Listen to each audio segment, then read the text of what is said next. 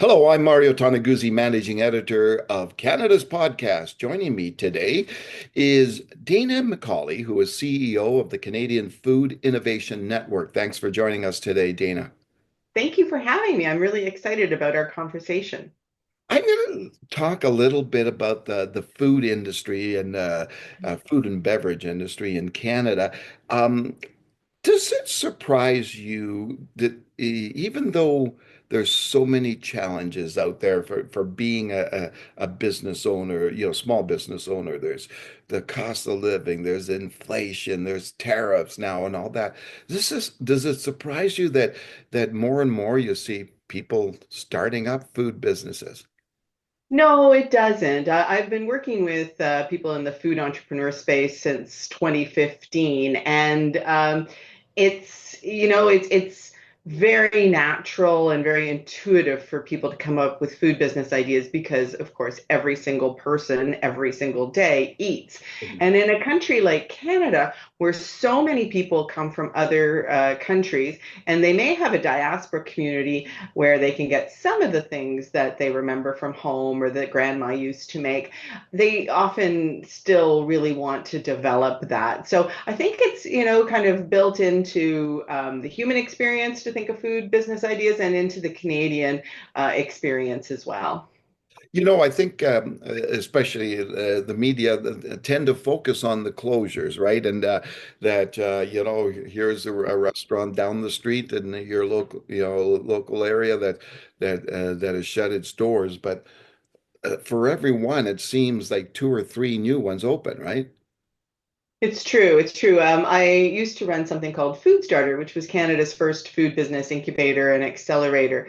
And my philosophy there was that, for the hundreds of people who would come through for a tour interested in starting a food business, and we had to have a weekly tour. That's how busy, the inbound inquiries were. And that for every single, one of those folks, if I could help them to make either the decision to go forward with a test and learn type of an attitude, or to say, oh, this is not for me, and self-select out, is always about mitigating their risk, because it is a continuous wave of people coming into the space, and not all of them will make it, but all of them will learn and acquire new skills and new insights that will inform what they do, whether it's entrepreneurial or working in a business as an intrapreneur. And I think that's a really important thing to focus on, that even failure has a lot of amazing lessons. So Dana, if somebody comes up to you and says, "I want to start a restaurant or some sort of a food business," what advice would you give them? Know your numbers, make sure you've got product market fit, and really be ready to take on a few years of grind, because nobody is an overnight success. No idea is so perfect that it doesn't need to be communicated. And yeah, it's a special kind of a person with an appetite for risk and a real commitment and grit to succeed as an entrepreneur in any endeavor. And in the food business, maybe even a little bit more so, because there's nothing you can warehouse indefinitely in the food business. Even if you make, a dried product like, instant oatmeal, it still has a shelf life. So you've got to keep with it every single day. Important is investing in technology in this day and age for someone embarking on this kind of entrepreneurial journey? I don't think it's ever been more imperative to go with the most cutting edge technology. And we have this romantic idea in the food business that handmade is always best, et cetera. And there's probably something to that. I'm trained as a chef originally. I'm married to a restaurateur. I've worked in the food business for almost 30 years. And I do know that how special it is to have something that is very artisan. But the margins are so thin that, and the labor crisis is so, perpetually difficult, that having the best technology you can afford from the get-go will help you to keep more money. And, ultimately, this isn't, for most people, starting a business is not in the realm of being a hobby. It is about, making money for yourself and for your employees, and having the most margin you can, the most agility you can, being as productive as you can be, will give you more choices, flexibility, and ultimately help you to scale. Because Canada doesn't have a startup problem. We've got your podcast, and that's proof of the fact that, wow, we have lots of entrepreneurs. There's a market for what you're doing, but we do have a scale up problem. And a lot of that is rooted in the fact that businesses start and they don't have the technical capability of scaling in some cases, or even if they do have that technical capability, it's not up to date enough that it's really serving them and helping them to be more competitive. And being more competitive is, in such a crowded space, is extremely important. Hmm. And actually leads me to a question about customer service. And is this something that, say restaurants, food service places tend to forget the importance of, right? I had a recent bad experience at a place that I was looking forward to going to, and you know what?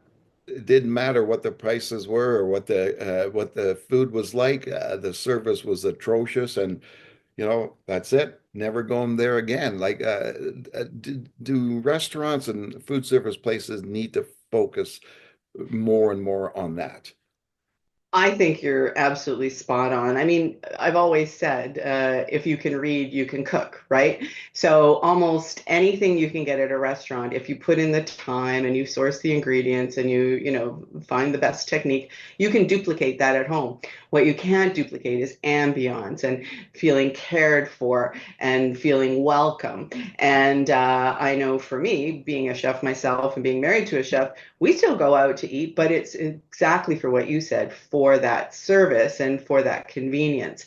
So I do think that the service part of the word food service should be very much paid attention to. Yeah. The other thing I wanted to talk to you about is just, we talk about investing in technology, but what about investing in the community?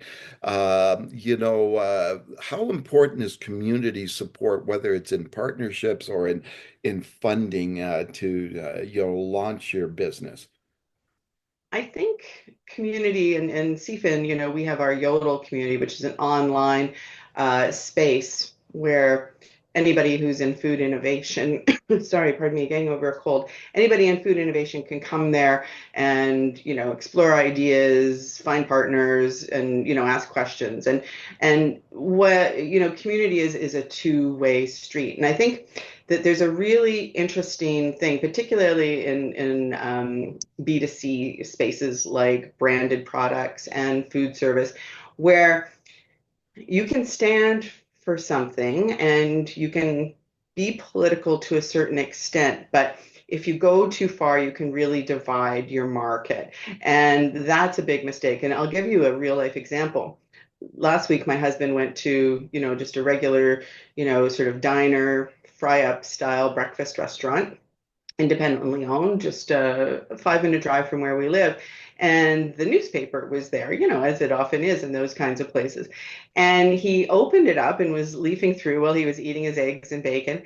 And the owner, obviously not a fan of the government in place, had X'd out the faces of every liberal and written Slavos on the paper. Like you can imagine the things you've seen in the Freedom Trucker convoy and all those things. And that really turned my husband off, not because he necessarily is a dyed-in-the-wool liberal himself, but just because it was very off-putting, and it didn't feel like a welcome space. And he came home that night and he told me, he goes like, I can't go back there. Like it's just it's too charged. So, I think the businesses that do really well are the ones who have, they make a statement about, how they support particular charities. Maybe they, get involved with certain things. But I think you should always try publicly, and you can have your own personal beliefs, of course, but publicly you should try to get into big tent type of things like we support hunger, we support, getting people out of childhood poverty. We support, a safe community, things that everyone, regardless of their partisan stripes, can get behind. Mhm. Tell me a little bit about the Food Innovation Network. Yeah, I'm glad that you asked. We're really proud of what we've accomplished. We'll be four on April 1st. And in that time, we've created an amazing community of over 6,500 individuals working in food innovation in Canada. We've invested about $20 million of Government of Canada money into projects that de-risk technologies that businesses can use to be more competitive. And we are just, I guess 2 or 3 steps into a 100-kilometer journey. We really think that what we're doing is breaking down innovation barriers and helping to grow Canada's GDP in the food sector. And anybody who's interested can join us. It's free to be a member. We're like the park. We want everyone there sharing and forming a community. Excellent. Well, thanks so much, Dina, for joining us today. It was a pleasure. Thanks for great questions. I really enjoyed our chat. All right, super. That was Dana McCauley, who is CEO of the Canadian Food Innovation Network. I'm Mario Toneguzzi, managing editor of Canada's podcast. Thanks for joining us today.